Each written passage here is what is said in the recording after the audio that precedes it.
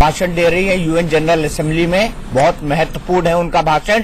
उसके बाद हम आपको बताएंगे कि इसका महत्व आज क्यों बढ़ गया है। सुषमा स्वराज, भारतीय विदेश मंत्री, संयुक्त राष्ट्र की जनरल असेंबली को संबोधित कर रही हैं। ये उनको सुनते हैं। Namaste. Madam President, let me begin by offering my heartiest congratulations to Foreign Minister Lajak for becoming the President of the 72nd United Nations General Assembly.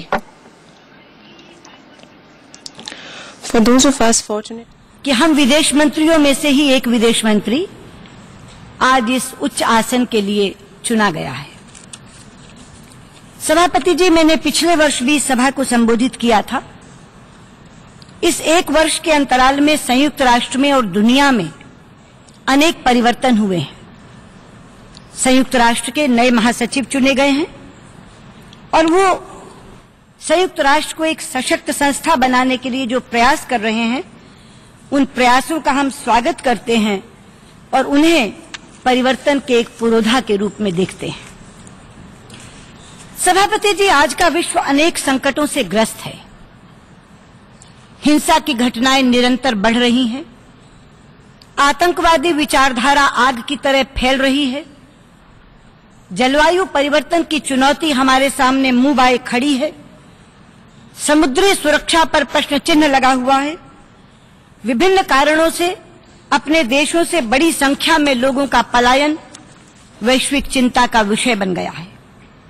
विश्व की आबादी का एक बड़ा हिस्सा गरीबी और भुखमरी से जूझ रहा है। बेरोजगारी से त्रस्त युवा अधीर हो रहा है और पक्षपात से पीड़ित महिलाएं समान अधिकारों की मांग कर रही हैं। परमाणु प्रसार यानी न्यूक्लियर प्रोलिफरेशन का विषय उन्हें सिर उठा रहा है और साइबर सुरक्षा पर भी खतरा मंडरा रहा है। इन संकटों में से बहुत से संकटों का समाधान करने के लिए हमने वर्ष 2015 में वर्ष 2030 तक का एजेंडा तय किया था। उसके 2 वर्ष बीत गए, 13 वर्ष बाकी है। यदि 13 वर्षों में वास्तव में हम इन लक्ष्यों की प्राप्ति करना चाहते हैं तो यथास्थिति से बाहर निकलना होगा। यथास्थिति बनाए रखते हुए हम इन लक्ष्यों की प्राप्ति नहीं कर सकते और इसलिए हमें अपने निर्णय प्रक्रिया में तेजी लानी होगी और कठोर फैसलों का साहस जुटाना होगा। मुझे प्रसन्नता है कि भारत ने इस संदर्भ में बहुत अभिनव पहल की है। बड़े बड़े साहसिक निर्णय लिए हैं और टिकाऊ विकास के लक्ष्य को केंद्र में रखते हुए अनेक योजनाएं बनाई हैं। गरीबी को दूर करना टिकाऊ विकास का पहला लक्ष्य है। सभापति जी, गरीबी को दूर करने के 2 रास्ते होते हैं। एक रास्ता है हम उनका सहारा बने और हम उन्हें उनका हाथ पकड़कर चलाएं। दूसरा रास्ता है कि हम उन्हें ही इतना सशक्त कर दें कि उन्हें किसी के सहारे की आवश्यकता ही न रहे, वो अपना सहारा आप बन जाएं। भारत में प्रधानमंत्री मोदी जी ने गरीबी निवारण के लिए दूसरा रास्ता चुना है और इसीलिए वो गरीबों का सशक्तिकरण करने में जुटे हैं। हमारी सारी योजनाएं गरीब को शक्तिशाली बनाने के लिए चलाई जा रही हैं, जैसे जनधन योजना, मुद्रा योजना, उज्ज्वला योजना, skill India, digital India, startup India, stand up India. योजनाएं तो अनेक हैं, किंतु समय की कमी के कारण मैं केवल 3 योजनाओं का ही संक्षेप में उदाहरण देना चाहूंगी। सबसे पहली है जनधन योजना, जिसके अंतर्गत हमने विश्व का सबसे बड़ा आर्थिक समावेश फाइनेंशियल इंक्लूजन किया है। जिन गरीबों ने कभी बैंक का द्वार नहीं देखा था, ऐसे 30 करोड़ लोगों को हमने बैंक के अंदर पहुंचाया, उनके बैंक खाते खुलवाए हैं और जिनके पास पैसा नहीं था उनका 0 बैलेंस से बैंक खाता खुला है। दुनिया में किसी ने सुना नहीं होगा कि एक व्यक्ति के पास पैसा नहीं है मगर पासबुक है बैंक की। ये जो असंभव चीज दिखती थी वो भारत ने संभव करके दिखाई है। 30 करोड़ लोग छोटा आंकड़ा नहीं है। अमेरिका की समूची आबादी है 30 करोड़, लेकिन 30 करोड़ लोगों को हमने मिशन मोड में बैंक से जोड़ने का काम किया। कुछ लोग अभी बचे हैं, किंतु कार्य जारी है, क्योंकि हमारा लक्ष्य 100% को इससे जोड़ना है। दूसरी योजना है मुद्रा योजना, जो फंडिंग फॉर द अनफंडेड के लिए चलाई जा रही है। यानी जिसे कभी बैंक से कर्ज नहीं मिला, केवल उसी को इस योजना के अंतर्गत कर्ज दिया जाता है। और मुझे आपको ये बताते हुए खुशी है कि इस योजना के अंतर्गत 70% से ज्यादा ऋण केवल महिलाओं को दिया गया है। सभापति जी, बेरोजगारी गरीबी को जन्म देती है, इसलिए स्किल इंडिया योजना के अंतर्गत गरीब और मध्यम वर्ग के युवाओं के लिए उनकी रुचि और योग्यता के अनुसार कौशल देने के बाद मुद्रा योजना, स्टार्टअप इंडिया योजना और स्टैंड अप इंडिया योजना के अंतर्गत ऋण देकर हम उन्हें स्वरोजगार के काबिल बना रहे हैं। तीसरी योजना है उज्ज्वला योजना। सभापति जी, गरीब महिलाओं के लिए रोज रोज रसोई का ईंधन जुटाना एक बहुत कष्टदायक प्रक्रिया है, और उसके बाद उस धुएं से उनकी आंखें दिन रात अंधी होती चली जाती हैं। इन दोनों पीड़ाओं से मुक्त करने के लिए उज्ज्वल योजना के अंतर्गत हम गरीब महिलाओं को मुफ्त गैस का सिलेंडर दे रहे हैं, और ये महिला सशक्तिकरण की दिशा में एक बहुत ही महत्वपूर्ण कदम है। नोटबंदी जैसे साहसिक फैसले ने भ्रष्टाचार पर करारा प्रहार किया है। जीएसटी जैसे महत्वपूर्ण निर्णय ने एक राष्ट्र और एक टैक्स की कल्पना को साकार किया है। बेटी बचाओ बेटी पढ़ाओ के अंतर्गत जेंडर इक्वालिटी, लैंगिक समानता जैसे विषयों पर जोर देकर और स्वच्छ भारत अभियान चलाकर भारत एक सामाजिक क्रांति की ओर बढ़ रहा है। मैं यहां ये अवश्य कहना चाहूंगी कि समर्थ देश तो अपने बलबूते पर इन लक्ष्यों को प्राप्त कर लेंगे, लेकिन छोटे और अविकसित देशों की मदद हम सबको करनी होगी। इसलिए इन एसडीजीज में ग्लोबल पार्टनरशिप का सिद्धांत रखा गया था। उस सिद्धांत के अनुरूप हम सभी उनकी मदद करें, ताकि छोटे देश भी 2030 तक इन लक्ष्यों को प्राप्त कर सके। मुझे ये बताते हुए प्रसन्नता है कि भारत ने इस वर्ष India UN development partnership fund की शुरुआत की है। सभापति जी, हम तो गरीबी से लड़ रहे हैं, लेकिन हमारा पड़ोसी देश पाकिस्तान हमसे लड़ रहा है। परसों इसी मंच से बोलते हुए पाकिस्तान के वजीर आजम शाहिद खाकान अब्बासी ने भारत पर तरह तरह के इल्जाम लगाए। हमें स्टेट स्पॉन्सर्ड टेररिज्म फैलाने का गुनहगार भी बताया और मानवाधिकार उल्लंघन का आरोपी भी। जिस समय वो बोल रहे थे तो सुनने वाले कह रहे थे, लुक हु इज टॉकिंग। जो मुल्क हैवानियत की हदें पार करके सैकड़ों बेगुनाहों को मौत के घाट उतरवाता है, वो यहां खड़ा होकर हमें इंसानियत का सबक सिखा रहा था, हमें मानवाधिकार का पाठ पढ़ा रहा था। पाकिस्तान के वजीर आजम ने कहा कि मोहम्मद अली जिन्ना ने पाकिस्तान को शांति और दोस्ती की विदेश नीति विरासत में दी थी। मैं उन्हें याद दिलाना चाहूंगी कि मोहम्मद अली जिन्ना ने शांति और दोस्ती की नीति विरासत में दी या नहीं थी, ये तो इतिहास बहुत अच्छी तरह जानता है, लेकिन ये एक सच्चाई है कि प्रधानमंत्री मोदी ने शांति और दोस्ती की नीयत जरूर दिखाई थी। उन्होंने सारे रुकावटों को पार करते हुए दोस्ती का हाथ आगे बढ़ाया, किंतु कहानी बदरंग किसने की, अब्बासी साहब, इसका जवाब आपको देना है, मुझे नहीं। वो यहाँ खड़े होकर संयुक्त राष्ट्र के पुराने प्रस्तावों की बात भी कर रहे थे, पर क्या उन्हें याद नहीं कि शिमला समझौते और लाहौर डिक्लेरेशन के अंतर्गत हम दोनों देशों ने यह निर्णय किया है कि हम आपसी मसलों को इकट्ठे बैठ करके हल करेंगे, किसी तीसरे की मध्यस्थता स्वीकार नहीं करेंगे। सभापति जी, सच्चाई तो यह कि पाकिस्तान के सियासतदानों को याद तो सब कुछ है, लेकिन अपनी सुविधा के कारण वो उसे भूल जाने का नाटक करते हैं। पाकिस्तान के वजीर आजम ने कॉम्प्रिहेंसिव डायलॉग की बात भी की। मैं उन्हें याद दिला दूं कि 9 दिसंबर 2015 को हार्ट ऑफ एशिया के सम्मेलन के लिए जब मैं इस्लामाबाद गई थी, तो उनके नेता और उस समय के वजीर आजम नवाज शरीफ की सरपरस्ती में नए सिरे से डायलॉग शुरू करने का फैसला हुआ था और उसे नया नाम भी दिया गया था। नाम था कॉम्प्रिहेंसिव बायलैटरल डायलॉग। बायलैटरल शब्द सोच समझकर डाला गया था ताकि कोई संदेह, कोई शक शुबा, कोई डाउट रह ही ना जाए और यह निश्चित हो जाए कि बातचीत केवल दोनों देशों के बीच में होनी है, किसी तीसरे की मदद लेकर नहीं। लेकिन वो सिलसिला आगे क्यों नहीं बढ़ा, इसके लिए भी अब्बासी साहब जवाबदेह आप हैं, मैं नहीं। सभापति जी, आज इस मंच से मैं पाकिस्तान के सियासतदानों से एक सवाल पूछना चाहती हूँ कि क्या कभी आपने इकट्ठे बैठकर ये सोचा है कि भारत और पाकिस्तान साथ साथ आजाद हुए थे, लेकिन आज भारत की पहचान दुनिया भर में एक आईटी के सुपर पावर के रूप में बनी है और पाकिस्तान की पहचान एक दहशतगर्द मुल्क, एक आतंकवादी देश के रूप में बनी है। इसकी क्या वजह है, कभी सोचा है आपने? एक ही वजह है कि भारत ने पाकिस्तान के द्वारा दी गई आतंकवाद की चुनौतियों का सामना करते हुए भी अपने घरेलू विकास को कभी थमने नहीं दिया। 70 वर्ष के दौरान अनेक दलों की सरकारें आईं, लेकिन हर सरकार ने विकास की गति को जारी रखा।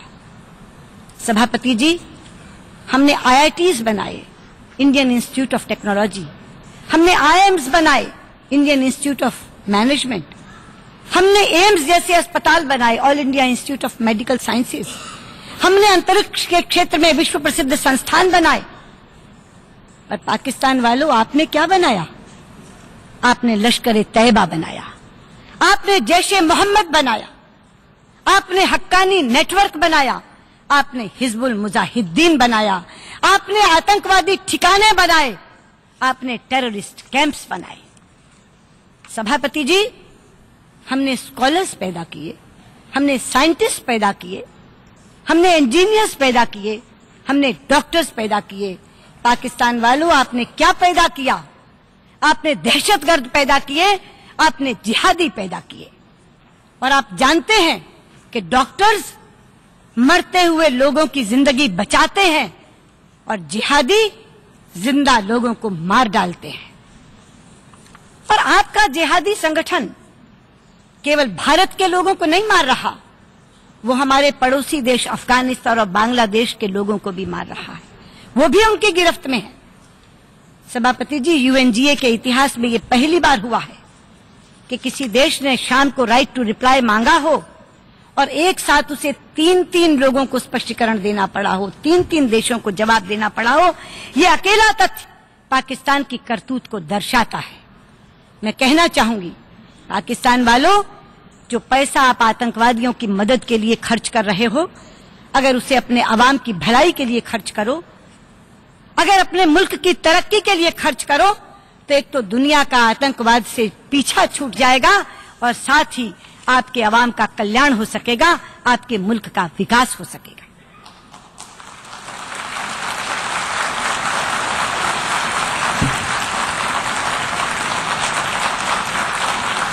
सभापति जी, संयुक्त राष्ट्र आज जिन समस्याओं का समाधान ढूंढ रहा है, उसमें से सबसे प्रमुख है आतंकवाद। भारत आतंकवाद का सबसे पुराना शिकार है, लेकिन मुझे याद है जब हम आतंकवाद शब्द का इस्तेमाल करते थे तो विश्व के बड़े बड़े देश उसे कानून व्यवस्था का मामला कहकर खारिज कर देते थे। लेकिन आज जब आतंकवाद चारों ओर पैर पसार रहा है तो अब सब देश इसकी चिंता करते हैं। लेकिन मुझे लगता है समय आ गया है जब इस विषय पर हमें अंतर्मुखी होकर सोचने की जरूरत है, इंट्रोस्पेक्शन करने की जरूरत है। हम सभी देश बायलैटरल डिस्कशंस में, द्विपक्षीय वार्ताओं में, मल्टीलैटरल फोरम्स में, बहुपक्षीय मंचों से जब भी संयुक्त वक्तव्य, जॉइंट स्टेटमेंट जारी करते हैं तो सभी में आतंकवाद की भर्त्सना करते हैं और उससे लड़ने की एकजुटता का संकल्प भी लेते हैं। किंतु सच्चाई ये है कि एक रस्म बन गई है जिसे हम निभा देते हैं। किंतु वास्तव में जब उस संकल्प को पूरा करने का समय आता है तो कुछ देश अपने अपने हितों को सामने रखकर फैसले लेते हैं। ये सिलसिला अनेक वर्षों से चल रहा है और यही कारण है कि 1996 में भारत द्वारा प्रस्तावित CCIT पर आज तक संयुक्त राष्ट्र निर्णय नहीं ले सका। सीसीआईटी की सभी धाराओं पर सहमति बन गई। अगर नहीं बनी सहमति तो एक धारा पर, और वो है आतंकवाद की परिभाषा। मैं कहना चाहूंगी, परिभाषा ही तो जड़ है जिसमें से अच्छे और बुरे आतंकवादी का अंतर निकलता है। अगर परिभाषा पर एक राय नहीं बनेगी तो हम एकजुट होकर कैसे लड़ेंगे? अगर मेरे और तेरे आतंकवादी की दृष्टि अलग अलग हो जाएगी तो हम एकजुट होकर कैसे लड़ेंगे?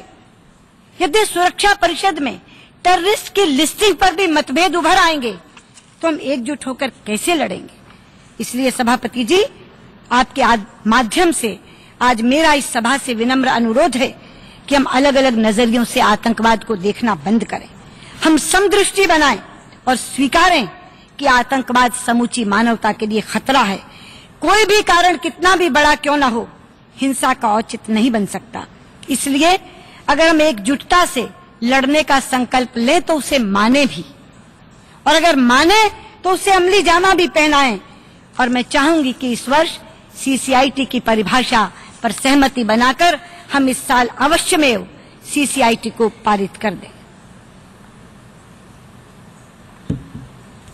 सभापति जी, एक संकट मैंने जलवायु परिवर्तन के बारे में बताया था। जलवायु परिवर्तन के संबंध में भारत ने स्पष्ट कर दिया है कि हम पेरिस समझौते की सफलता के लिए प्रतिबद्ध हैं, और यह प्रतिबद्धता किसी लोभ या लालच के कारण नहीं है, किसी भय या डर के कारण नहीं है। ये प्रतिबद्धता हमारी 5000 वर्ष पुरानी संस्कृति के कारण है। और इस विषय में प्रधानमंत्री मोदी ने अपनी ओर से एक अभिनव पहल करके इंटरनेशनल सोलर अलायंस का गठन किया है। सभापति जी, हम समूचे विश्व में शांति की कामना करते हैं, और जब ये कामना करते हैं तो केवल प्राणियों की शांति की कामना नहीं करते, हम पृथ्वी की शांति की कामना करते हैं, हम अंतरिक्ष की शांति की कामना करते हैं, हम वनस्पति की शांति की कामना करते हैं, और हम प्रकृति की शांति की कामना करते हैं। क्योंकि प्रकृति को जब नष्ट किया जाता है तो वह अशांत होकर विरोध जताती है, और यदि विनाश को न रोका जाए तो रौद्र रूप धारण करके सर्वनाश कर देती है। कभी भूकंप, कभी झंझावात, कभी भयंकर वर्षा, कभी बाढ़ और तूफान, सभी माध्यमों के जरिए ये प्रमाण सामने आते रहते हैं। हाल ही में आ रहे हरिकेन्स, सभापति जी, मात्र एक संयोग नहीं है। जिस समय संयुक्त राष्ट्र में विश्व का समूचा नेतृत्व इकट्ठा है, उस समय प्रकृति द्वारा दी गई ये चेतावनी है। सम्मेलन शुरू होने के चंद दिन पहले से ही हार्वे और इर्मा जैसे हरिकेन आने शुरू हो गए, और सम्मेलन के दौरान भी मैक्सिको में भूकंप आया, डोमिनिको में हरिकेन आया। हम इस चेतावनी को समझें और बैठकों में केवल चर्चा करके ना उठ जाएं, बल्कि संकल्पशीलता से आगे बढ़ें और विकसित देश अविकसित देशों की मदद के लिए टेक्नोलॉजी ट्रांसफर और ग्रीन क्लाइमेट फाइनेंसिंग की अपनी प्रतिबद्धता पूरी करें, ताकि हम अपनी भावी पीढ़ियों को सर्वनाश से बचा सकें। सभापति जी, हम विश्व की अनेक समस्याओं पर चर्चा कर रहे हैं, लेकिन जो संस्था इन समस्याओं के समाधान के लिए बनी है वो स्वयं भी तो समस्याग्रस्त है। अभी कुछ दिन पहले 18 तारीख को संयुक्त राष्ट्र के सुधारों के विषय में यहाँ एक बैठक बुलाई गई थी, जिसमें मैं भी उपस्थित थी। उस बैठक में मंच से किए गए भाषणों में सुधारों से ना होने के कारण वेदना झलक रही थी और सुधार करने के लिए संकल्पशीलता भी दिख रही थी। किंतु मैं याद कराना चाहूंगी कि वर्ष 2005 में जब विश्व सम्मेलन हुआ था तो ये तय किया गया था कि जब भी संयुक्त राष्ट्र के सुधारों की प्रक्रिया प्रारंभ की जाएगी तो सबसे पहले यूएनएससी संयुक्त राष्ट्र सुरक्षा परिषद के सुधार और विस्तार का काम प्रारंभ किया जाएगा। सुरक्षा परिषद के सुधारों के संबंध में पिछले सत्र में टेक्स्ट बेस्ड निगोशिएशन के प्रयास शुरू किए गए थे और 160 से अधिक सदस्यों ने इसके लिए समर्थन भी व्यक्त कर दिया था। यदि हम इस विषय पर गंभीर रूप से चर्चा करना चाहते हैं तो टेक्स्ट बेस्ड निगोशिएशन का एक टेक्स्ट अवश्य ही होना चाहिए। सभापति जी, मैं कहना चाहूंगी कि विदेश मंत्री लाइचेक को टेक्स्ट बेस्ड निगोशिएशन प्रारंभ करने के लिए एक महत्वपूर्ण भूमिका अदा करनी होगी और मैं आशा करती हूं कि उनके सभापतित्व में यह विषय एक प्राथमिकता बनेगा, ताकि बाद में हम इसे उनकी एक उपलब्धि के रूप में गिन सकें। संयुक्त राष्ट्र के महासचिव से भी हम सबको बहुत उम्मीदें हैं। गुटेरस जी, यदि आप अंतर्राष्ट्रीय शांति और सुरक्षा के ढांचे में सुधार करना चाहते हैं तो आपको यूएन पीस कीपिंग से संबंधित मुद्दों का भी समाधान करना होगा। यूएन पीस कीपिंग में सुधार के बिना ये कार्य संभव नहीं हो पाएगा। सभापति जी, विषय तो अनेक हैं, पर इस मंच से बोलने के लिए समय कम है, इसलिए मैंने विषय प्रारंभ में ही गिना दिए थे। वैसे भी जो विषय इस सभा के लिए चुना गया है वो है लोगों के द्वारा सभ्य जीवन जीने और शांतिपूर्वक जीवन जीने की व्यवस्था। ये विषय संयुक्त राष्ट्र के चार्टर के भी अनुरूप है और ये विषय मेरे देश की संस्कृति के भी अनुरूप है। सभापति जी, मेरे देश की संस्कृति पूरी वसुधा के लोगों के सुखों की कामना करने वाली संस्कृति है। हम वसुधैव कुटुंबकम कहते हैं, जिसका अर्थ है पूरा विश्व एक परिवार है। और इसीलिए हम केवल अपने सुख की कामना नहीं करते, हम सर्व के सुख की कामना करते हैं, सबके सुख की कामना करते हैं।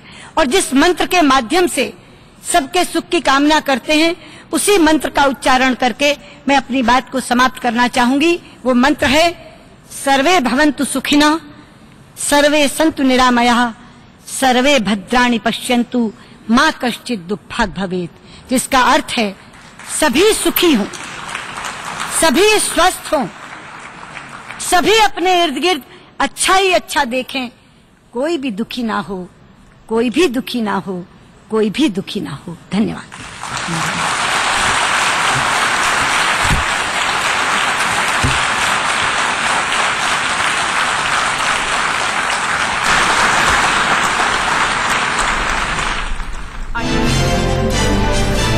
तो सुषमा स्वराज ने धो डाला है, उन्होंने धो डाला है ऐसे देशों को जो मेरे और तेरे आतंकवाद की बात करता है। उन्होंने धो डाला है ऐसे देशों को जो टेररिज्म की परिभाषा को डिफाइन करने में आज तक यूएन में सफलता नहीं पाने दे रहा है। जी हाँ, सीसीआईटी जिसकी उन्होंने बात की थी वो है comprehensive convention on international terrorism. Bharat ये चाहता है कि आतंकवाद की परिभाषा डिसाइड हो, लेकिन कई सारे देश ऐसे हैं जो ये चाहते हैं कि आतंकवाद की परिभाषा डिफाइन न हो। कुछ को कानून व्यवस्था बना दिया जाता है, कुछ को आंतरिक संघर्ष बना दिया जाता है और कुछ को बना दिया जाता है आजादी की लड़ाई।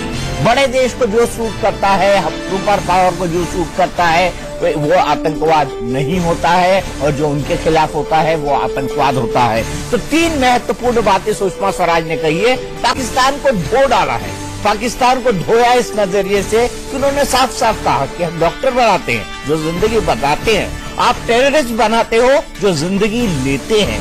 ये सबसे महत्वपूर्ण बात बोली उन्होंने। टेररिज्म की परिभाषा यानी आतंकवाद की परिभाषा को लेकर यूनाइटेड नेशंस के अंदर जो मतभेद है उसको लेकर भी अपने नजरिए को साफ किया। उन्होंने यूएन के कॉन्शियस को भी जगाया कि उन्होंने कहा कि अब वक्त आ गया है कि CCIT comprehensive convention on international terrorism पर हम एक राय बनाएं। हम बनाएं कि वाकई में आतंकवाद क्या है, आतंकवाद परिभाषित हो। अभी तक जो दुर्भाग्य की बात यह है कि आज तक सभी देश मिलकर आतंकवाद की परिभाषा को डिसाइड नहीं कर पाए हैं। हमारे साथ स्मिता शर्मा है, वरिष्ठ पत्रकार। स्मिता, आज का भाषण देखकर आप क्या कहेंगी? सुषमा स्वराज ने एक बार फिर धो डाला है, उनकी वाणी पर सरस्वती है, ये हम सब जानते हैं, लेकिन जिस तरह से शब्दों का उन्होंने इस्तेमाल किया है और जिस तरह से उन्होंने पेरिस क्लाइमेट समिट पर धोया, अंत वाली बात करके, जिस तरह से उन्होंने पाकिस्तान को धोया, जिस तरह से चीन का बिना नाम लिया, ये कहा कि राइट टू रिप्लाई के अंदर तीन चीजें जो है, राइट टू रिप्लाई में तीन चीजें, तीन देशों को आगे आकर अपना क्लैरिफिकेशन देना पड़ा। आज के इस भाषण की जो सबसे महत्वपूर्ण बात है वो आपको क्या लगती है और क्या इसका फोकस एरिया लगता है?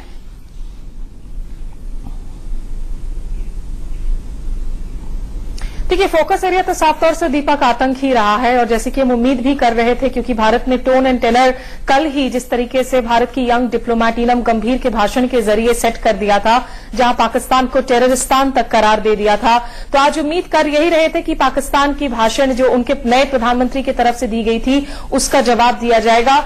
जो बात खास है दीपक, मुझे लगता है कि नरेंद्र मोदी प्रधानमंत्री बनने के बाद जब उन्होंने अपना पहला भाषण जनरल असेंबली में दिया था 2014 में, उस वक्त आतंक पर बातें कम हुई थी। उस वक्त विश्व मुद्दों पर, क्लाइमेट चेंज पर खास करके फोकस काफी ज्यादा था और पाकिस्तान पर महज एक रेफरेंस भर तक था, जहां उन्होंने कहा था कि इस वक्त जिस तरह से बाढ़ आई हुई है जम्मू कश्मीर में, भारत पाकिस्तान को एक साथ मिलकर काम करना चाहिए।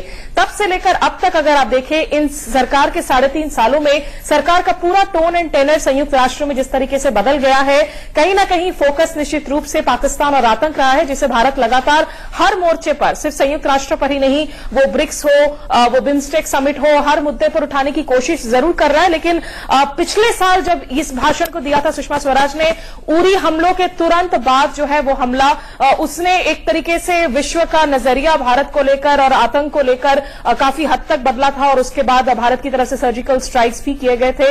अब 1 साल हो चुके हैं उरी हमलों को, लेकिन कहीं ना कहीं मुझे लगता है कि एक रणनीति जरूर है सरकार की, क्योंकि अंदरूनी मोर्चे पर अगर भारत की दिक्कतें इस वक्त भी जारी हैं, खास करके आर्थिक मोर्चे को लेकर, पाकिस्तान जो है वो फोकस बना हुआ है जहां तक विश्व मोर्चा है। बिल्कुल, आपने बिल्कुल कहा कि पाकिस्तान फोकस बना हुआ है और भारत ने विदेश नीति में जो सबसे महत्वपूर्ण काम किया है वो चीन को इस बात के लिए मजबूर करा कि यूनाइटेड नेशंस में चीन इस बात को माने, क्योंकि चीन हमेशा आतंकवादियों को बचाने में लगा रहता है। चीन को ये मानने पर मजबूर कर दिया कल यूनाइटेड नेशंस के अंदर भारत ने, जिसका जिक्र थोड़ा सा सुषमा स्वराज ने किया कि चीन तक ने कहा कि नहीं, ये भारत और पाकिस्तान का आंतरिक मसला है, दोनों को मिलकर हल करना चाहिए। रवि, क्या आज इतनी सारी बातें होती है, आज शब्बीर शाह को जो है उनको ईडी चार्जशीट करती है और बाकायदा हाफिज सईद से पैसे लेने का उन पर आरोप लगती है, चाइना अपने इतने बड़े बयान को बदलता है, क्या ये भारत की पॉजिटिव विदेश नीति और क्या ये संकेत नहीं है कि वाकई अब पाकिस्तान को टेररिस्तान घोषित करने का वर्ल्ड को वक्त आ गया है और भारत अपरोक्ष परोक्ष दोनों रूप से ये बात कह चुका है? जी बिल्कुल, देखिए पिछले कुछ वक्त में अगर हम देखें तो इस सरकार की जो विदेश नीति है, कूटनीति है, वो लगातार सफल होती रही है और पाकिस्तान लगातार बैकफुट पर जाते जाते अब एक जैसे कोने में सिमट गया है। चाहे बात वो उसे अंतर्राष्ट्रीय स्तर पर अलग थलग करने की, चाहे कुलभूषण यादव के मामले में आईसीजे में भद्द पिटनी हो पाकिस्तान की, इसके अलावा भी अगर आप लगातार देखें तो जो आज ईडी ने भी अपनी चार्जशीट दाखिल की है उसमें साफ तौर पर ऐसे सबूत पेश किए हैं जिसके मुताबिक शब्बीर शाह को बाकायदा पाकिस्तान से फंड मिल रहा था, हाफिज सईद लगातार उससे टच में रहता था, जनवरी में आखिरी बार बातचीत हुई थी, इस तक के सबूत अपनी चार्जशीट में उन्होंने रखे हैं। तो पाकिस्तान कहीं ना कहीं चारों तरफ से घिर गया है भारतीय कूटनीति के सामने और विदेश नीति की इससे बड़ी सफलता नहीं हो सकती कि एक सवाल उन्होंने उठाया था पाकिस्तान की तरफ से 2 दिन पहले यूनाइटेड नेशन जनरल असेंबली में और उसका जवाब इस तरह से दिया गया है कि पाकिस्तान के पास कहने को कुछ नहीं है और जिस तरह से भाषण के बीच में तालियां बजी थी वो अपने आप में बता रहे हैं कि अंतर्राष्ट्रीय मंच पर अंतर्राष्ट्रीय जगत जो है वो क्या सोच रहा है फिलहाल भारत और पाकिस्तान के पक्ष को लेकर। बिल्कुल ठीक। स्मिताभ, मैं आपसे ये जानना चाहता हूं कि भारत ने आज जो सबसे महत्वपूर्ण बात है उसको किया कि टेररिज्म डिफाइन हो। भारत ये बात 1 दशक से करता आ रहा है, मुझे 1 दशक नहीं, 2001 के बाद से भारत ये बात कर रहा है और जब जो 9/11 का अटैक हुआ है तब से मैं सुन रहा हूं यूनाइटेड नेशन जनरल असेंबली के अंदर कि टेररिज्म की परिभाषा डिफाइन हो, लेकिन आज तक वो परिभाषा हो नहीं पाई है क्योंकि बड़े देश अपने कन्वीनियंस के हिसाब से terrorism, law and order, freedom fight, अब इस तरह की सिचुएशन बना लेते हैं। क्या आपको लगता है कि अब वक्त आ गया है कि सीसीआईटीआई पर एक निर्णायक यानी comprehensive convention on international terrorism पर एक निर्णायक टेररिज्म के खिलाफ डेफिनेशन बन पाएगी यूएन में?